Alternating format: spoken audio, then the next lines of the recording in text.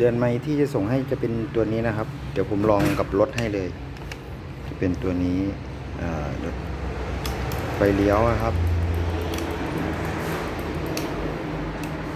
อันนี้ไฟสูงนะครับผมตัวที่น้ำมันวิ่งนี้ก็คือว่ารถมันไม่ได้เสียบถังน้ำมันนะครับรถไม่ได้เสียบถังน้ำมันติดครบปกตินะครับผม